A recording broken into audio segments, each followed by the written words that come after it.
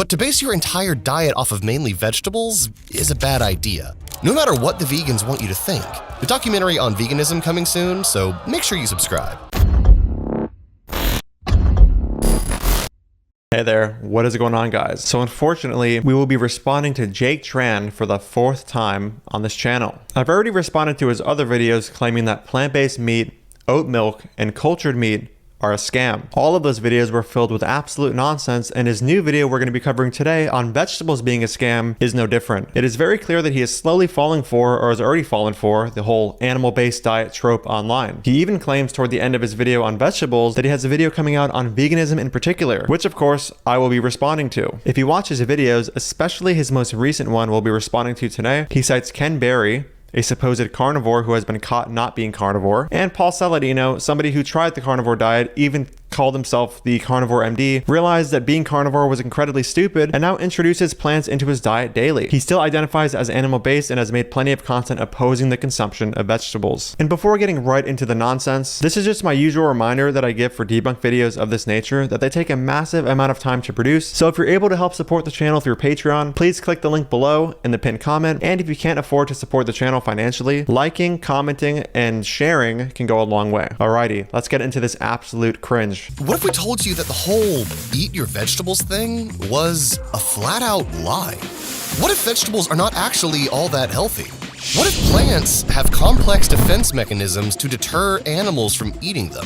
And that's why vegetables are actually somewhat toxic for us to consume? If these plants are so toxic, how can animals eat them? Well, animals are adapted to eating these plants. These are herbivorous animals. Possums ingest doses of up to 10 grams of 1,8 cyniol per day, doses which would be quite poisonous for human beings. And what if all the micronutrients vegetables do have are completely useless because our bodies can't absorb nearly any of it? So here's the cool thing about responding to anti-vegan nonsense nowadays, or I guess in this case, anti-plant food nonsense. It is very often the same regurgitated garbage many vegans have already responded to, including myself. The first part of the clip I played was just our classic, quote, plants have defense chemicals though, or something like plants are trying to kill us though, and therefore we shouldn't eat them, or they're not as healthy as you think though. Well, I've already covered this in depth in this video. So to save time and preserve my sanity, I won't be spending too much time covering it again. Now, there was a part of the clip we just watched where Jake Tran was like, what if the micronutrients in plants are completely useless because our body cannot absorb nearly any of it? And what if all the micronutrients vegetables do have are completely useless because our bodies can't absorb nearly any of it? So he implies that micronutrients in vegetables are completely useless, keyword completely, but then says our body cannot absorb nearly any of it. Not none of it. Now, just ignoring the fact that no evidence was provided for his implication about micronutrient absorption, I do still find it bizarre that he would imply that micronutrients in vegetables are completely useless when we can still absorb some of the nutrients in it, even if it is only a little. But anyway, if it were true that micronutrients in vegetables are completely useless, or that we can only absorb a small number of nutrients from them, we should see health outcome data showing that people who consume vegetables for particular micronutrients, for example, vitamin A, should be deficient in them. Well, this study assessing vitamin A status of meat eaters, vegetarians, and vegans based on serum and plasma retinol levels, which excluded supplement users, showed similar retinol levels across all dietary patterns. But since vegans are getting the micronutrient vitamin A from vegetables, and in Jake Tran's words, the micronutrients in vegetables are completely useless, shouldn't the vegans in these studies be incredibly deficient in vitamin A? Well, they should be,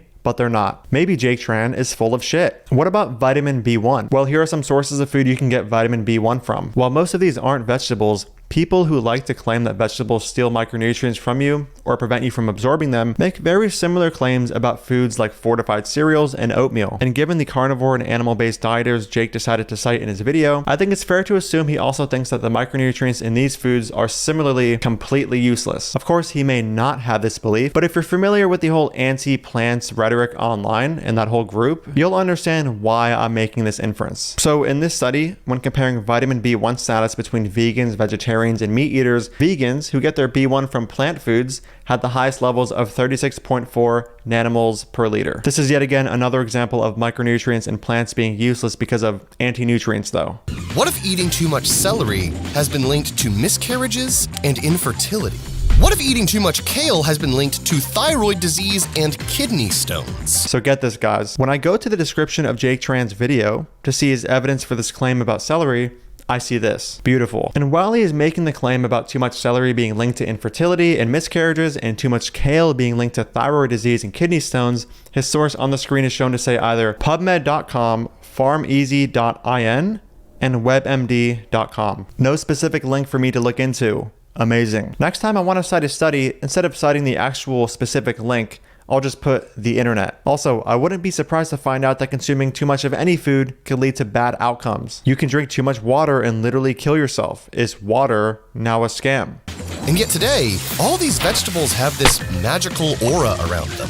Today, when we think of a healthy diet, our brains automatically conjure up images of luscious, bland, leafy greens, when in reality, that is the exact opposite of what we should be eating. Yes, the complete opposite of what you should be eating, even though we have health outcomes like this. There's a reason why you don't feel full eating vegetables. What is he talking about? Vegetables make me feel extremely satiated. They're full of fiber and very high in volume. There's a reason why vegetables usually taste bitter, because vegetables are not meant to be eaten. What does he mean by the word meant here? Is he invoking God? I mean, vegetables are literally grown by man for the purpose of being eaten. By what metric does he determine whether an object is meant to be eaten? I think for him, it might be if one of his favorite carnivore dieter influencers has yelled in a supermarket, shirtless, while fear-mongering over a certain food, while ignoring all the health outcomes supporting its consumption. And the most dense food out there in terms of both calories and nutrients was, and always will be, meat. Yeah, so this is just a false claim. To name one, Huel is much more nutrient dense than meat. Of course, people like Jake will cope and say, quote, processed though, but that doesn't change the fact that Huel is more nutrient dense than meat. More on this can be found in my video comparing beef to many different plant foods that are actually more nutrient dense than it. Kale. It's crunchy. It's crisp. It kinda tastes like grass clippings. But according to the biggest health experts in America, kale is the superfood. MVP of greens, it is King Kale. Because it's one of the most nutritious vegetables. I knew kale before it was kale. It's the holy grail of nutrition. But here's what you may not realize. Only 10 years ago, kale was just a sad, wilted mess underneath the Pizza Hut salad bar. So how did this lowly vegetable undergo this incredible transformation? Well, it was all thanks to one woman, Miss Oberon Sinclair. Oberon is the owner of the New York City PR firm My Young Auntie. And Miss Oberon had one simple dream, to get America to eat more kale. Why?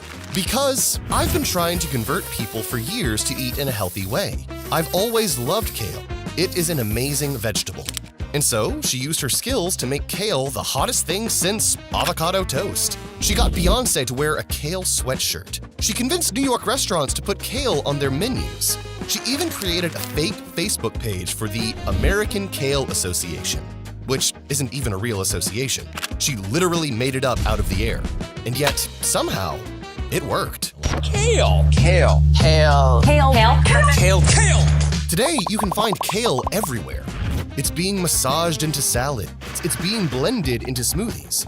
McDonald's even put out a kale breakfast bowl. So with all of this talk about kale, I was curious to see what the top consumed vegetables are in the United States. Jake really made it seem like it was being consumed by the vast majority of Americans. According to the annual research done by the International Fresh Produce Association, kale was the least purchased vegetable in the year 2022. And according to Statista, kale wasn't even in the top 10 most consumed vegetables in the year 2022. Amazing. Everyone is just buying kale, even though it's one of the least purchased vegetables in America. But what you may not know is that plants actually produce natural pesticides. And pretty much every green vegetable contains them.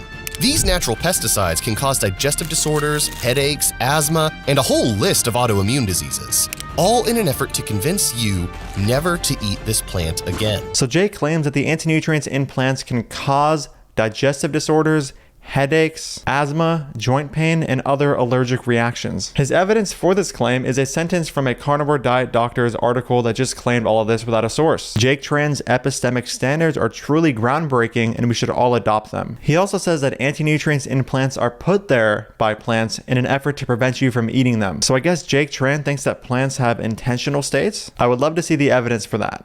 But you can see here from this paper, table 1 is 49 natural pesticides and metabolites found in cabbage.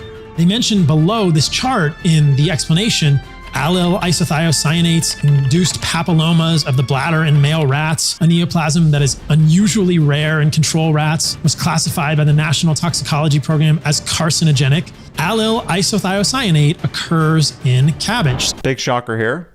We're not rats. Plus, in this paper on cruciferous vegetables and human cancer risk, cabbage consumption was associated with a statistically significant lower risk of pancreatic cancers. Later in the video, again, Jake continues to follow the plants are trying to kill us script and begins talking about goitrogens. I have a whole section dedicated to goitrogens in my video I mentioned earlier, so we're gonna skip this section and save time. So many people today are chugging kale smoothies every single morning, assuming it's giving them energy, when really, it's blocking their hormone production. Jake says so many people are chugging kale smoothies every single morning. Yes. So many people. And if this is all true, surely Jake could provide evidence suggesting that people who start their day with kale smoothies have higher rates of disrupted hormone production than people who don't. Oh, that's right. He doesn't. He just wants to participate in what Gil Carvalho calls storytelling. And this next part of Jake's video really shows just how little time he spends researching for his videos. If you don't know, your thyroid gland is a small butterfly-shaped gland located below your Adam's apple. Your thyroid gland is responsible for making two main hormones that affect every cell in the body, and they play a key role in how fast your body uses fats and carbohydrates. In other words, your thyroid plays a key role in your metabolism. So you definitely don't want to hurt your thyroid or get a thyroid disease. Thyroid disease can mean your thyroid doesn't produce enough of the thyroid hormones your body needs, or it can produce too much. Or you can also develop a goiter like those sheep. That is what's happening when you eat kale. Typically, people will struggle with cold intolerance, or they say that I'm just having trouble losing weight and I'm doing all the same things and that I used to be doing, and I'm gaining weight, or I feel really sluggish. So they might have brain fog, they might have fatigue, they might have muscle wasting and hair loss. And the symptoms seem to be all over the place, right? And you're like, well, do I go to the hair doctor? Do I go to this kind of doctor? And a lot of these symptoms can be traced back to the thyroid gland. So get this. Jake has this entire video condemning vegetables and how terrible they are for us, and then speaks on kale and how bad it is for the thyroid. He follows this section of his video up with a video of a doctor named Isabel Wentz talking about the thyroid's role in making people struggle to lose weight and other symptoms like brain fog, fatigue, and hair loss. So one can only assume that if Jake Tran is referring to this doctor as a credible source for information, she must also think that vegetables are, as his title says, literally a scam, especially kale, when it comes to thyroid function, given he played a clip of her right after a section on kale and the thyroid. Well, here's an article from her, the doctor he cited, on how a green smoothie can help your thyroid, which can include kale. The article even directly recommends kale. And with a 10-second dive into her channel, I found this. Hi, welcome. This is Dr. Isabella Wentz. Today I'm going to teach you about food pharmacology, or using food as medicine for your thyroid. We're going to be talking about, and I'm going to show you how to make a green smoothie, a thyroid healing green smoothie.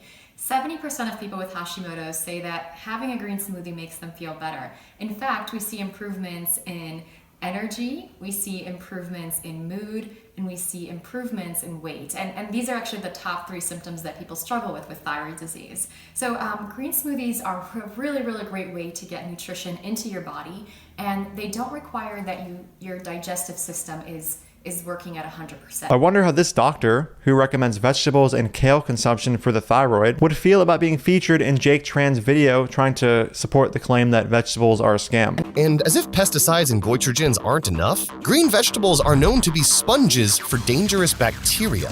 And the CDC with a warning this afternoon about an E. coli outbreak linked to baby spinach. You can get really sick, and if you're vulnerable, very young, very old, autoimmune problems, you can die from that. Washing does not remove this bacteria because what it can do is get inside the cells, so washing doesn't do anything at all. Okay. Jake plays a clip of some dude saying that with respect to E. coli and lettuce, washing doesn't do anything at all. Yet in this paper, in all scenarios, because of washing, most E. coli transferred from the lettuce to the wash water. But apparently washing doesn't do anything at all. Just a reminder that we're watching a Jake Tran video, where a random interview has higher empirical value than actual research. Number 1 is just don't eat it. Just when in doubt, throw it out. Which explains a lot. Like, have you ever wondered why it's always the leafy greens that are contaminated with E. coli? Always. Why is he saying always when it's understood that raw or undercooked ground meat products and even raw milk can contain E. coli? It isn't always leafy greens. It's very clear that Jake Tran runs a pro-animal product channel, so I doubt he'll ever talk about how E. coli can also be spread through them, or salmonella being spread from chicken, turkey, cow flesh, and other animal products. Look on any container of greens powder and you'll see a huge list of vitamins and minerals. Calcium, magnesium, phosphorus, vitamin B6, biotin. You stir up a glass of this green stuff thinking that all of these nutrients are going to be absorbing into you, turning you into the fitness influencer of your dreams. But that is simply an illusion. Barely any of those nutrients are going to get absorbed. According to one study, only 1 to 10% of the iron in spinach gets absorbed by humans. So here we get a very interesting view into Jake Tran's epistemic standards. He makes the claim that barely any of the nutrients in green powder are going to be absorbed. He doesn't cite a reference to support this claim specifically, but instead points to a quote from a carnivore doctor's blog about non-heme iron absorption. Non-heme iron is just one of the different nutrients you will find in green powders. So I'm not sure how he thought that citing one thing on iron would support his claim that, quote, barely any of the nutrients in green powder are going to be absorbed. I'm not claiming they all will be, but I just wanted to use this as an example to show how bad Jake Tran is at substantiating his claims. I mean, just imagine if I made the claim that barely any of the micronutrients in beef are going to be absorbed, and I decided to support this claim with a study on the iron absorption in beef. Also, the quote from the carnivore doctor's blog points to this study, which just repeats the claim that 1 to 10% of non-heme iron is absorbed without an actual reference to refer back to. Let's keep going. One of our regulars at Antler was talking to me about his experience. He used to have a organic vegetable farm, and he's a 6'7", big, huge, tall Dutch white guy. And he goes to me, he says, you know, I was vegan for a long time. I had this organic vegetable farm and I thought that I was doing my body a service. I thought I was doing something great for my body. And he got really sick and he went to the doctor and the doctor said, listen, man, you have to take supplements, the things you're not getting from eating meat, or you have to go back to eating meat. Unverified anecdotes shared on Joe Rogan. This level of evidence is at the top of the evidence hierarchy. But to base your entire diet off of mainly vegetables is a bad idea, no matter what the vegans want you to think. The documentary on veganism coming soon, so make sure you subscribe. Does Jake Tran think that a vegan diet necessarily entails only eating vegetables? What is he talking about here? And did you hear that? This man has an entire video coming out soon on veganism being a scam. He has failed in his videos trying to discredit plant milks, plant mock products, cultured meat, and now vegetables. What reason do we have to believe that his video on veganism isn't going to be just as garbage? None. Either way, I will issue a response. All right, guys, that's the end of the video. Thank you so much for watching. Again, these videos take a significant amount of time to produce. So if you want to support on Patreon and get early access and help support the channel, please click the link in the pinned comment. And if you don't know, I do have a book going over most, if not all, of the anti-vegan arguments you can hear online. If you want to get that as well, that'll be linked in the pinned comment. And lastly, there are links below for vegan protein powder and merch, both of which, if you purchase, will help support the channel. Thank you so much for watching, and I'll see you in the next video. Dude, fuck off. I don't want anything to do with you. Don't ever speak to me again. You're a fucking piece of shit. Even vegans don't get your weird, stupid wannabe sense of iron in here. Who is your audience? Nobody gets these dumb jokes. Dude,